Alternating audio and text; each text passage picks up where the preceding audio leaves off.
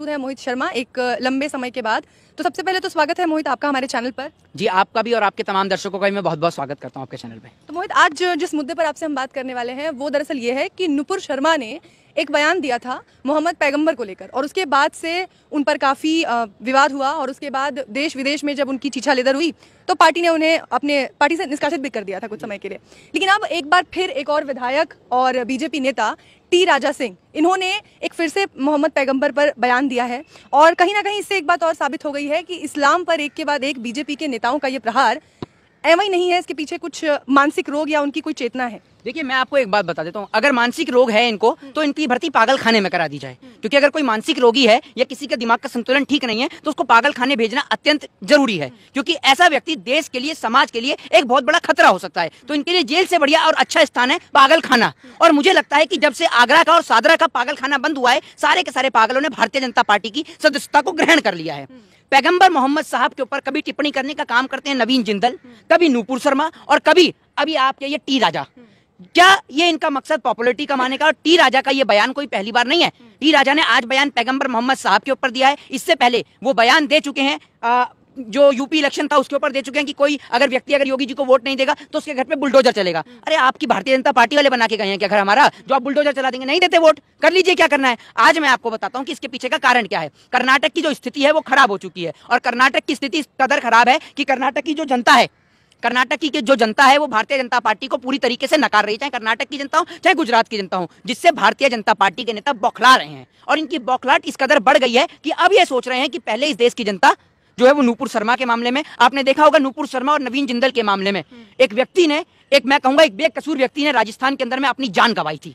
देश के अंदर का इस कदर का माहौल, मैं देश की आज हिंदुओं से एक सवाल पूछना चाहता हूं कि आप मुझे यह बताइए कि आपको पूरे 5 साल आपने चर्चा करी मंदिर और मस्जिद के नाम पर, अब आने वाले 5 साल में आपने चर्चा करी हिंदू और मुसलमान के नाम पर। मैं आपसे पूछना चाहता हूं कि आप अपने बच्चों को रोजगार दिलाना चाहते हैं या नहीं दिलाना चाहते, या फिर इन जैसे भड़काऊ भाषण देने वाले नेताओं के झांसे में आके आप कभी पैगंबर मोहम्मद साहब के लिए टिप्पणी करेंगे तो कभी इस देश के अंदर आप मंदिर और मस्जिद के नाम पर टिप्पणी करेंगे। इस देश के अंदर वन बाय वन करके एक एक मुद्दा आ रहा है और मुझे ऐसा लगता है कि कहीं ना कहीं ये सारी चीजें जो देश के अंदर घटित हो रही हैं ये सारी चीजें प्री प्लान है और एक मकसद के साथ की जा रही हैं, और मकसद सिर्फ एक है, देश की कुर्सी को किसी भी प्रकार से हासिल करना। भारतीय जनता पार्टी, आप इसका नाम रख लीजिए भड़काऊ भाषण वाली पार्टी या फिर बेहुदा लोगों की पार्टी, अर्थ एक ही है इनका। पार्टी ने तो खुद को उनसे अलग कर लिया ना, पार्टी ने उन्हें सस्पेंड कर दिया है और 10 दिनों के अंदर जवाबदेही भी मांगी है। पार्टी ने सस्पेंड किया है अभी, ठीक है ना, और अगर पार्टी उनको हटाती है तो मैं आपको बता दूं दूसरी बात यह कि इस प्रकार का बयान जो देश के लिए, समाज के लिए एक बहुत ही ऐसा शर्मनाक कर देने वाला बयान है। अभी भारत देश की जो छवि है, मैं आज सवाल देश के प्रेसिडेंट ऑफ इंडिया से पूछना चाहता हूं, मैं प्राइम मिनिस्टर ऑफ इंडिया से पूछना चाहता हूं कि देश के अंदर इस प्रकार से विवादित बयान दिए जाते हैं तो आखिर आप कुछ ऐसी कड़ी कार्रवाई क्यों नहीं करते कि दोबारा कोई और व्यक्ति इस प्रकार का कार्य करने की हिमाकत ना कर सके। अगर कल को कोई मुसलमान व्यक्ति खड़े होकर हमारे महादेव के लिए उल्टा बोलेगा तो देश के समाज के सभी लोग मिलकर बोलेंगे, चाहे वो मुसलमान भाई हो, चाहे वो सिख भाई हो, चाहे ईसाई भाई हो, सब लोग मिलकर बोलेंगे कि इस मुसलमान को जेल के अंदर बंद करना चाहिए। तो आज अगर कोई पैगंबर मोहम्मद साहब के लिए कोई टिप्पणी करता है तो मेरा और आपका सभी लोगों का फर्ज बनता है कि हम ऐसे व्यक्ति के खिलाफ कड़ी से कड़ी कार्रवाई करें। और देश के कानून और न्यायपालिका से मैं ये उम्मीद और आशा रखता हूं कि देश के कानून और न्यायपालिका टी राजा सिंह जैसे लोगों के ऊपर ऐसी कड़ी कार्रवाई करेगी कि दोबारा कोई और व्यक्ति पैगंबर मोहम्मद साहब हो, चाहे फिर वो गुरु गोविंद सिंह जी हो, चाहे फिर वो वाहे गुरु हो, चाहे वो जीसस हो, चाहे फिर वो हर हर महादेव ही क्यों ना हो, किसी भी धर्म, किसी भी जाति और किसी भी मजहब के ऊपर कोई भी विवादित टिप्पणी ना कर सके। यही बात तो टी राजा का भी कहना है। उनका कहना है कि हर एक्शन का रिएक्शन होता है और मुनव्वर फारूकी, जिनको लेकर पहले भी बीजेपी के कई नेता सामने आ चुके हैं और उनकी वजह से कई महीनों की सजा भी हुई है मुनव्वर फारूकी को। उनका शो था हैदराबाद में जिसे वो नहीं होने देना चाहते थे, उन्होंने कंप्लेन भी की और उनके शो में जिस तरीके से उनका कहना है कि आदमी माता सीता और श्री राम का मजाक उड़ाता है, तो एक्शन का रिएक्शन करते हुए उन्होंने मोहम्मद साहब के ऊपर। पहली बात मैं आपको बता दूं कि आप इस देश के अंदर एक सम्मानित पत्रकार हैं, मुंह से बोलने से अगर हो जाए ना कुछ भी, मैं आपको एक बात बता दूं कि अगर मैंने कह दिया कि उस व्यक्ति ने मुझे गाली दी है, कोर्ट में क्या चलता है? एविडेंस और प्रूफ।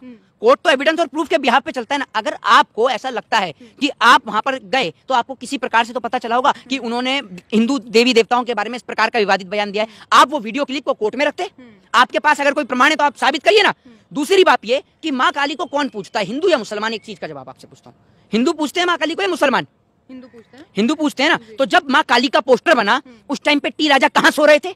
तब इन्हें याद नहीं आई हिंदुओं की? तब तो नहीं बोले ये कि किस प्रकार से हिंदू देवी देवताओं का अपमान हो रहा है, तब तो टी राजा के मुंह पर ताला लग गया था, इनके मुंह सिल गए थे। आज इसीलिए बोल रहे हैं क्योंकि पॉपुलरिटी चाहिए और कर्नाटक की स्थिति खराब है और बीजेपी वन बाय वन करके नेताओं का इस्तेमाल करती है और इस प्रकार के विवादित बयान दिलवाने के बाद उनको कहती है पार्टी से निष्कासित से इस देश का समाधान नहीं है, कड़ी से कड़ी कार्रवाई की जानी चाहिए। अगर नवीन जिंदल के ऊपर एक कड़ी कार्रवाई की जाती तो आज टी राजा की हिमाकत नहीं होती कि टी राजा इस प्रकार का बयान दे। भारत देश के प्रधानमंत्री जब दुबई जाते हैं बिन बुलाए जाएं चाहे बुलाकर जाएं, चाहे बिन बुलाए जाते हैं तो भी सम्मान होता है, सऊदी जाते हैं तो भी सम्मान होता है। किस प्रकार से शेखों का हाथ चूमते हैं आपने और मैंने सभी ने देखा है। जब वो हमारे देश के प्रेसिडेंट ऑफ इंडिया का सम्मान, हमारे देश के प्राइम मिनिस्टर का सम्मान कर रहे हैं, माफ कीजिएगा प्रेसिडेंट नहीं प्राइम मिनिस्टर का सम्मान कर रहे हैं, तो आपका हमारा सभी का फर्ज बनता है ना। आप मुझे बताइए, एक देश है इंडोनेशिया जिसकी राजधानी है जकार्ता, वहां पर 1 से 2% मुसलमान रहते हैं और बहुत सारी ऐसी कंट्रियां हैं, एक इंडोनेशिया नहीं बहुत सारी ऐसी कंट्रियां हैं जहां पर हिंदुओं की संख्या 1 से 2% है, लेकिन वहां पर आज तक कभी भी हिंदुओं के भगवान को लेकर, हिंदुओं के देवी देवताओं को लेकर कोई भी किसी भी प्रकार की विवादित टिप्पणी ना तो देखने को मिलती है और ना सुनने को मिलती है। लेकिन